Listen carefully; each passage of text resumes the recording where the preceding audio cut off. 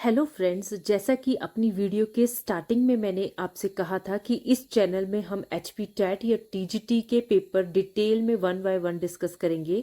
तो आज मैं एचपी टैट मेडिकल जून 2022 का पेपर डिस्कस करने जा रही हूं। अगर आपको वीडियो अच्छी लगे तो प्लीज़ इसे लाइक, शेयर और सब्सक्राइब करें। तो आज का हमारा पहला क्वेश्चन है, Which of the following method is best in changing the undesirable behavior of the student? अगर बच्चे के अनडिजायरेबल बिहेवियर, जो बिहेवियर हम नहीं चाहते हैं, उसमें हमने चेंज लेके आना है, तो सबसे पहले हमें क्या करना पड़ेगा, उसके लिए बेस्ट मेथड क्या है? उसके लिए हम सबसे पहले क्या करेंगे, to identify the cause of undesirable behaviour. सबसे पहले हम कारण जानने की कोशिश करेंगे and manage remedial step. For example, जैसे बच्चा जो है वो क्लास में एग्रेसिव बिहेवियर शो करता है, तो सबसे पहले एक टीचर का क्या काम होगा कि ये जाना कि बच्चा जो है वो एग्रेसिव बिहेवियर क्यों शो कर रहा है। तो सबसे पहले हम क्या करेंगे, उसमें कॉज आइडेंटिफाई करेंगे कि क्या कारण है उसका ऐसा बिहेवियर शो करने का। उसके बाद जो है बच्चे को क्या प्रोवाइड करेंगे, रेमेडी प्रोवाइड करेंगे। सेकेंड क्वेश्चन है, which of the following is correctly arranged? तो इनके ऑप्शन देखें, इनकोडिंग, रीट्राइबल, स्टोरेज। अगर आप इन ऑप्शंस को ध्यान से देखें तो इस टाइप का क्वेश्चन हम पहले प्रीवियस वीडियो में डिस्कस कर चुके हैं, और ये किससे रिलेटेड है, ये मेमोरी से रिलेटेड है। तो सबसे पहले हम प्रीवियस वीडियो में हम डिस्कस कर चुके थे कि स्टेजेस ऑफ मेमोरी किसने दी हैं, तो दोबारा से इसको रिवाइज कर लेते हैं। स्टेजेस ऑफ मेमोरी जो है वो हरमन एबिंगहॉस ने दी थी। हरमन एबिंगहॉस में उन्होंने बताया था कि सबसे पहले स्टेज कौन सी है, इनकोडिंग, फिर आती है स्टोरेज, और इसके बाद आती है रिट्राइबल। इनकोडिंग में क्या करते हैं, हम इंफॉर्मेशन को ग्रहण करते हैं, फिर उस इंफॉर्मेशन को अपने दिमाग में स्टोर करते हैं, और उसके बाद जरूरत पड़ने पर हम उसको जो है इंफॉर्मेशन को यूज करते हैं। इसमें मैंने आपको एक एग्जाम्पल बताया था कि जैसे फॉर एग्जाम्पल हम टीवी में कोई रेसिपी देख रहे हैं, तो सबसे पहले हम उस इंफॉर्मेशन को क्या करेंगे, ग्रहण करेंगे, उसको अपने दिमाग में स्टोर कर लेंगे, और कुछ हफ्ते 2 दिन के बाद अगर हम उस रेसिपी को बनाने की कोशिश कर रहे हैं तो हम उसको याद करने की कोशिश करेंगे कि इसमें कौन कौन से इंग्रेडिएंट यूज किए गए थे और किस किस समय पे क्या क्या चीज यूज की गई थी। तो इसका क्या प्रोसेस था, memory, stages of memory, encoding, storage और रिट्राइबल।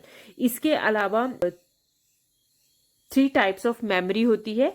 एक सेंसरी मेमोरी होती है, शॉर्ट टर्म मेमोरी और लॉन्ग टर्म मेमोरी। उसको हम आगे डिटेल में डिस्कस करेंगे। नेक्स्ट क्वेश्चन है, Alexia is which type of learning disability? तो अलेक्सिया जो वो किस तरह की लर्निंग डिसएबिलिटी है? तो ये होती है रीडिंग डिसएबिलिटी। एक रीडिंग डिसएबिलिटी और होती है जिसको हम जानते हैं, वो होती है डिसलेक्सिया। तो डिसलेक्सिया भी क्या होती है, डिसलेक्सिया भी रीडिंग डिसएबिलिटी होती है, और अलेक्सिया जो होती है ये भी क्या होती है, रीडिंग डिसएबिलिटी होती है। और राइटिंग डिसएबिलिटी तो हम जानते हैं क्या होती है, ये राइटिंग डिसएबिलिटी होती है डिसग्राफिया। ग्राफिया से आप याद रख सकते हैं, ग्राफिया मतलब ग्राफ बनाना, लिखना। तो डिसग्राफिया होती है राइटिंग डिसेबिलिटी, और रीडिंग डिसेबिलिटी होती है डिसलेक्सिया भी होती है, और अलेक्सिया भी होती है। इसके अलावा और भी डिसेबिलिटीज होती हैं, जैसे डिसकैलकुलिया। कैलकुलिया मीन्स कैलकुलेशन से रिलेटेड। तो जिस बच्चे को कैलकुलेशन करने में प्रॉब्लम आती है वो किस डिसऑर्डर से जूझ रहा होता है, डिसकैलकुलिया। इसके बाद एक कुछ इंपॉर्टेंट जो होती है डिसेबिलिटीज, वो है हमारे पास अफेजिया। अफेजिया जो है ये आती है लैंग्वेज से रिलेटेड, जिसको लैंग्वेज जो है वो भाषा समझने में कठिनाई आती है। और उसके बाद आती है अप्रेक्सिया। अप्रेक्सिया जो है वो सिंगिंग से रिलेटेड है। इनके नाम थोड़े सिमिलर हैं तो इनमें कंफ्यूजन हो सकती है। अफेजिया जो है वो लैंग्वेज से रिलेटेड है, अप्रेक्सिया जो है वो सिंगिंग से रिलेटेड होती है। और एक होती है डिस्थेमिया या डिस्थीमिया, कुछ भी बोल सकते हैं आप इसको। ये होती है, इससे क्या होता है, स्ट्रेस वाली, एक तनाव वाली स्थिति जो है वो उत्पन्न होती है। और एक और भी बहुत इंपॉर्टेंट है डिसमॉर्फिया, वेरी इंपॉर्टेंट, डिसमॉर्फिया। मॉर्फिया ये जो होती है इसमें इल्यूजन, भ्रम की स्थिति जो है वो उत्पन्न होती है। जैसे किन्हीं लोगों को दिखाई ऐसे लगता है कि सामने कुछ खड़ा है लेकिन वहां पे होता नहीं है, तो वो क्या होती है, उनकी भ्रम वाली स्थिति होती है। तो ये बहुत ही इंपॉर्टेंट है, इनके लिए मैं एक शॉर्ट वीडियो भी लेके आऊंगी। तो next question, Which of the following method is considered the most scientific and objective method of studying behavior? तो कौन सा मेथड जो है वो सबसे ज्यादा साइंटिफिक और ऑब्जेक्टिव मेथड है बिहेवियर को स्टडी करने का? तो ये प्रीवियस वीडियो में भी मैं डिस्कस कर चुकी हूँ। ये होता है एक्सपेरिमेंटल मेथड। एक्सपेरिमेंटल मेथड जो है ये मोस्ट साइंटिफिक मेथड है किसी के बिहेवियर को ऑब्जर्व करने का। और इसमें मैंने आपको बताया था कि इसमें क्या होते हैं, कुल मिला के 7 स्टेप होते हैं, जिनमें सबसे पहले क्या किया जाता है, प्रॉब्लम को स्टडी किया जाता है। सेकंड नंबर पे उसकी हम हाइपोथेसिस बनाएंगे, उसका एक सॉल्यूशन बनाएंगे प्रॉब्लम का। तीसरे नंबर पे हम उस पे एक्सपेरिमेंट प्रयोग करेंगे। चौथे नंबर पर डाटा को कलेक्ट करेंगे। पांचवें नंबर पर उसको एनालाइज करेंगे, हम उसका विश्लेषण करेंगे। और 6 नंबर पर हम नतीजा निकालेंगे, मींस कंक्लूजन निकालेंगे। और लास्ट जो था उसका क्या करेंगे, वेरिफिकेशन करेंगे। तो सबसे ज्यादा साइंटिफिक मेथड और ऑब्जेक्टिव मेथड कौन है किसी के बिहेवियर को स्टडी करने का, वो है experimental method. Next question, creative students क्या होते हैं, प्रॉब्लम का अलग अलग ढंग से सॉल्यूशन के बारे में सोच सकते हैं। तो क्रिएटिव स्टूडेंट्स क्या होते हैं, डाइवर्जेंट थिंकर होते हैं। Next question, according to McDougall basic instinct curiosity is related to which emotion? McDougall के अकॉर्डिंग जो इंस्टिंक्ट क्यूरोसिटी है वो किस इमोशन से रिलेटेड है? तो सबसे पहले तो हमें पता होना चाहिए कि MC डोगल ने क्या दिया था, इन्होंने इंस्टिंक्ट थ्योरी दी थी। इंस्टिंक्ट थ्योरी किसने दी थी? तो ये भी क्वेश्चन आ सकता है कि इंस्टिंक्ट थ्योरी किसने दी है। इंस्टिंक्ट थ्योरी जो थी MC डोगल ने दी थी। और MC डोगल के according instinct are the result of emotions. Instinct का सबसे पहले जान लेते हैं, इंस्टिंक्ट क्या होता है। इंस्टिंक्ट होती है हमारी मूल प्रवृत्ति या फिर जो हमारा स्वभाव होता है, किसी भी इमोशन को लेके हमारा जो स्वभाव होता है उसको बोला जाता है इंस्टिंक्ट।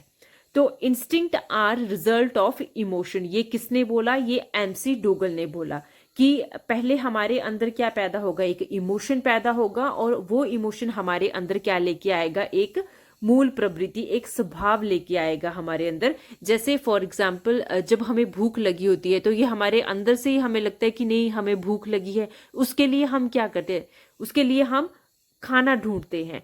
तो जो भूख है वो क्या है, हमारा इमोशन है, और जो हम उसके लिए खाना ढूंढ रहे हैं वो क्या है, इंस्टिंक्ट है। तो इसी तरह क्वेश्चन में पूछा गया है इंस्टिंक्ट क्यूरोसिटी है वो किस इमोशन से जुड़ी है, तो वो जुड़ी है वंडर से। वंडर मीन्स आश्चर्य। जब हम किसी चीज को देख के क्या हो जाते हैं, आश्चर्यचकित हो जाते हैं। फॉर एग्जाम्पल जब बच्चे को किसी को भी टेलीस्कोप के माध्यम से सोलर सिस्टम दिखाया जाएगा तो उस बच्चे की क्या होगी, उसको जानने की इच्छा जो होगी, क्यूरोसिटी जो होगी, जिज्ञासा जो होगी वो और ज्यादा बढ़ जाएगी। तो जो इंस्टिंक्ट क्यूरोसिटी है वो किस इमोशन से जुड़ा है, वो वंडर से जुड़ा है। इसी तरह जो हमारा है फियर क्या है, एक इमोशन है, और ये किससे जुड़ा हुआ है, किस इंस्टिंक्ट से जुड़ा है, एस्केप से।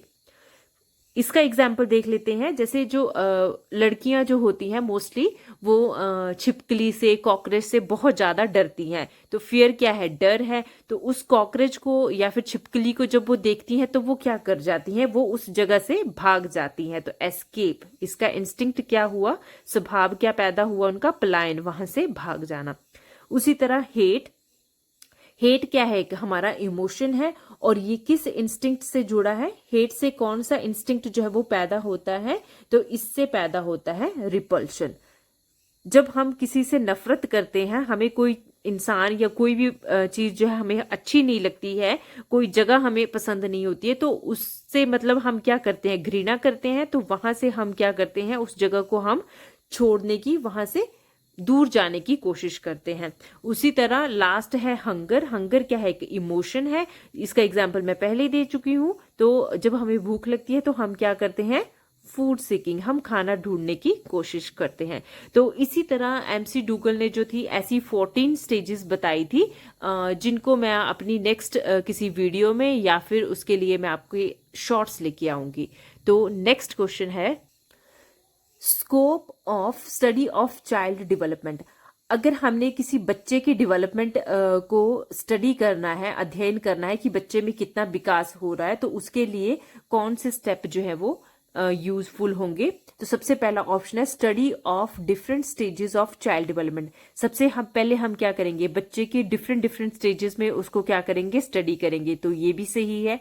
नेक्स्ट है study of effect of environment on child development, कि बच्चे के विकास के ऊपर इन्वायरमेंट का क्या इफेक्ट पड़ रहा है, तो ये भी एक सही है।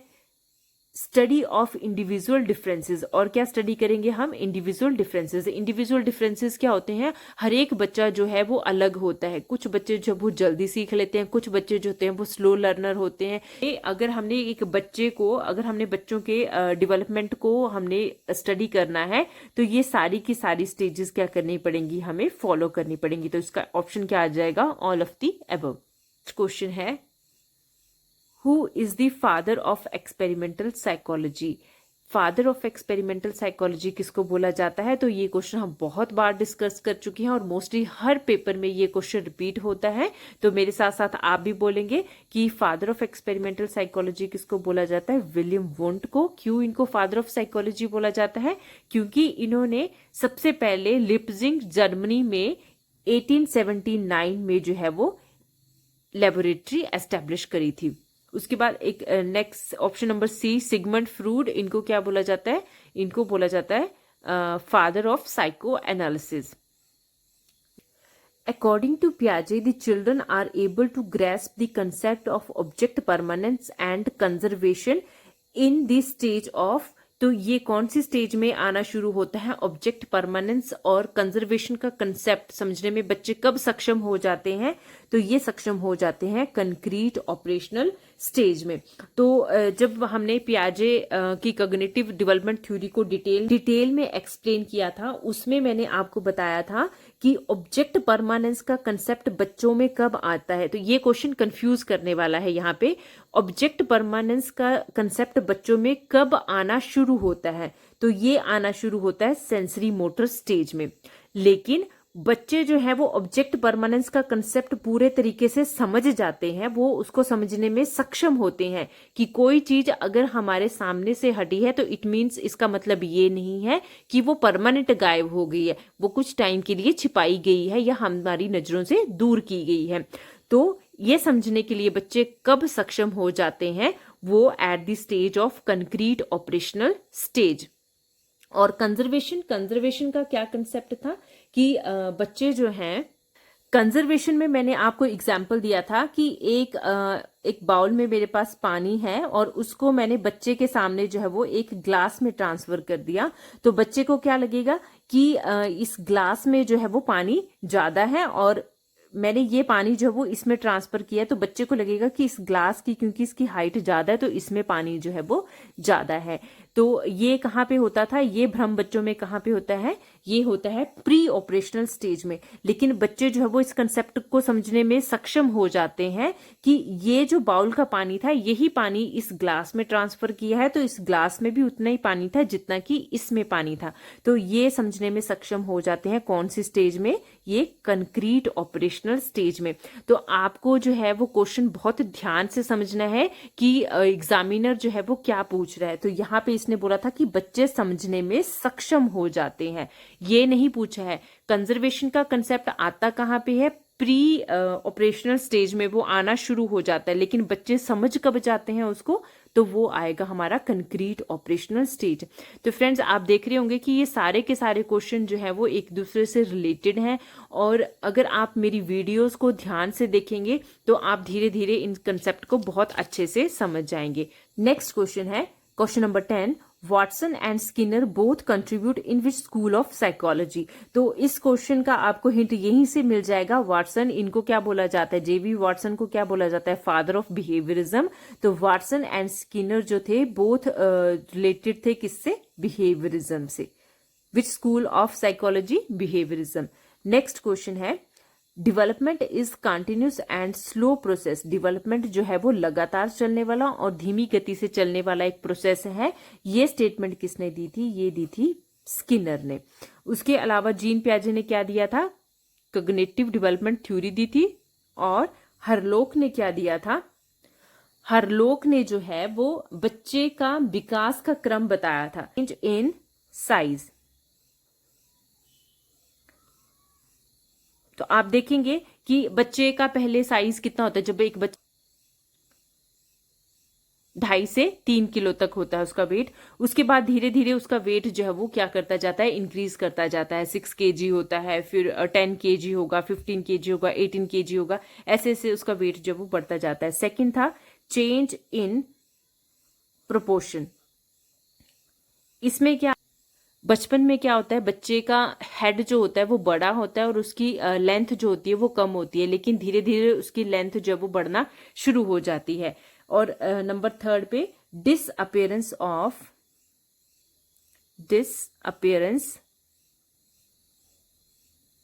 Of old feature. पुराने जो फीचर्स होंगे वो डिसअपियर होना शुरू हो जाते हैं। जैसे बच्चों के जो दांत होते हैं, टीथ जो होते हैं बच्चों के, ये निकलना शुरू हो जाते हैं। दूध वाले दांत जो होते हैं वो टूटना शुरू हो जाते हैं। और 4th स्टेज आ जाएगी अपीयरेंस ऑफ न्यू फीचर। इसमें क्या होगा? नए दांत जो है वो बच्चों के आना शुरू हो जाते हैं। तो ये विकास का क्रम जो है ये किसने दिया था? बच्चों के विकास का क्रम जो है वो किसने दिया था? ये हरलोक ने दिया था। Next question, in which stage the intense and crucial socialisation take place. Intense and crucial socialisation जो है वो कौन से स्टेज में होती है? तो वो एडोलेसेंस में होती है। Next question, meaning of development of human values which are universal in nature. Human values, तो सबसे पहले हमें पता होना चाहिए ह्यूमन वैल्यूज क्या होती हैं। ह्यूमन वैल्यूज होती हैं कि how we talk to others, how we behave to others, ये क्या होती हैं? ह्यूमन वैल्यूज होती हैं। तो हम ह्यूमन वैल्यूज जो है उनको कैसे डेवलप कर सकते हैं? तो उन्हें बाय मैनिफेस्टेशन। मैनिफेस्टेशन मतलब उनको अभिव्यक्त करके, एक्सप्रेस करके जो है हम उनको जो है वो डेवलप कर सकते हैं। किसको? ह्यूमन वैल्यूज को। नेक्स्ट क्वेश्चन है who propounded the law of learning. तो बहुत बार मैं इनको पहले भी डिस्कस कर चुकी हूं और ये पहले जो हमने 2 पेपर डिस्कस किए हैं उनमें भी ये क्वेश्चन आया है और आज के पेपर में भी ये क्वेश्चन रिपीट हुआ है। तो लॉज ऑफ लर्निंग किसने दिए थे? थॉर्नडाइक ने दिए थे। और कौन कौन से लॉज ऑफ लर्निंग थे? 3 लॉज ऑफ लर्निंग इन्होंने दिए थे। कौन कौन से? नंबर 1 फर्स्ट था हमारा लॉ ऑफ इफेक्ट, दूसरा था of readiness, and third is law of exercise।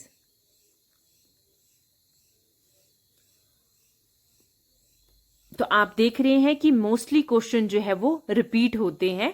HP TET या फिर TGT किसी भी पेपर को आप उठा के देख लेंगे तो मैक्सिमम क्वेश्चन जो होते हैं वो रिपीट होते हैं। नेक्स्ट क्वेश्चन और आज की वीडियो का last question, is guided by अहम जो होता है वो निर्देशित होता है किस प्रिंसिपल के ऊपर काम करता है? ईगो। तो ईगो जो है वो रियलिटी प्रिंसिपल के ऊपर काम करता है। तो हमने पढ़ा था सिगमंड फ्रूड ने कौन सी थ्योरी दी थी? सिगमंड फ्रूड ने दी थी थ्योरी ऑफ साइको एनालिसिस, जिसमें इन्होंने पर्सनैलिटी के बेस पर 3 स्टेजेस की बात करी थी, इद, ईगो और सुपर ईगो, जिसमें मैंने आपको बताया था कि ईद जो है, ईद कौन से प्रिंसिपल के ऊपर काम करती है? ईद जो है वो प्लेजर प्रिंसिपल के ऊपर काम करती है, जिसमें हम केवल अपने सुख के बारे में सोचते हैं। इसमें मैंने आपको एक आइसक्रीम का एग्जाम्पल दिया था कि जैसे मेरे को आइसक्रीम खाना बहुत पसंद है तो उस आइसक्रीम को केवल मैं ही खाऊंगी, किसी और के साथ मैं बिल्कुल भी शेयर नहीं कर सकती। मैं केवल अपने सुख के बारे में सोच रही हूँ कि मुझे खाना पसंद है और मैं किसी और को नहीं दूंगी। तो ईद जो है वो कौन से प्रिंसिपल के ऊपर बेस्ड था? ये प्लेजर प्रिंसिपल के ऊपर बेस्ड था, किसी भी काम को करने में जब हमें खुशी मिलती है। ठीक है। और सुपर ईगो जो थी वो ईद के क्या थी? टोटली अपोजिट थी। इसमें हम किसकी बात करते हैं? आइडियलिस्टिक प्रिंसिपल और मोरल प्रिंसिपल कि कुछ भी हो हम अपने को साइड में करके जो है वो दूसरों का भला सोचेंगे कि अगर आइसक्रीम मुझे पसंद भी है, मेरा मन भी कर रहा है, और अगर मैं सुपर ईगो वाली स्टेज में हूं तो मैं क्या करूंगी कि नहीं भाई आप खा लो, अगर आपका मन है तो आप खा लो, और मैं अपनी इच्छाओं को क्या कर दूंगी, मार दूंगी। ठीक है। ईगो जो है वो रियलिटी प्रिंसिपल के ऊपर काम करती है, मींस ये ईद और सुपर ईगो के बीच में क्या करती है, बैलेंस बनाती है। ठीक है। तो ये थे आज के हमारे 15 क्वेश्चन। अगर आपको वीडियो अच्छे लगे तो प्लीज इसे लाइक, शेयर और सब्सक्राइब करें। धन्यवाद।